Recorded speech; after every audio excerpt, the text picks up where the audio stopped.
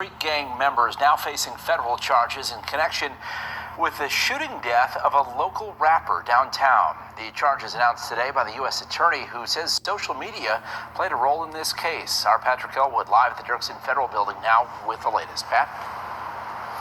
Ben, and right you are, a brazen act of violence that took place on an August day in the Gold Coast against a Chicago rapper. And then it was promoted and bragged about on social media. And the feds say it was because of that helped them make this case. It was back in August of 2020 that Carlton Weegley, who went by the rapper name FBG Duck, was gunned down in the city's Gold Coast while shopping. A joint task force of law enforcement working together on this one. And today, CPD Superintendent David Brown says this is part of a bigger strategy to thwart gang violence and maximize prison time for those who will be found guilty. We are going after gangs in this city. This includes gang investigations, narcotics investigations, and gun investigations. We are working together to hold gang members accountable for violence. Today, 5 members of a faction of the Gangster disciples have been indicted for his murder. This was one of those cases we were able to bring federal resources to bear to work with the Chicago Police Department to ultimately help us make the case.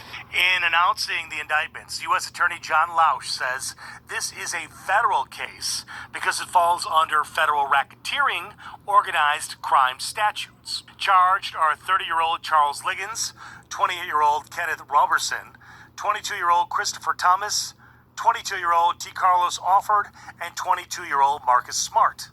The indictment alleges the 5 used social media to brag about their crimes as a way to intimidate rivals and promote their standing within the gang, which operates in the 63rd and King Drive area. But U.S. Attorney Lausch says by using social media, in a way, they set their own trap. There are now 5 people in custody who weren't in custody before.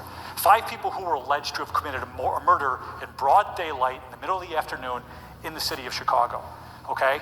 And now it's known to them, and it's known to anybody else who might be committing similar acts of brazen violence, right? And who may brag about it or not brag about it, that their day has come. So 4 out of the 5 suspects were arrested today. The 5th was already in jail on an unrelated charge. They will be assigned a judge here at the federal Dirksen building in the coming weeks. Reporting from the South Loop, Patrick Elwood, WGN News. Ben and Gaynor, back to you. Rest in peace, FBG Duck. Like, comment, subscribe on my little channel.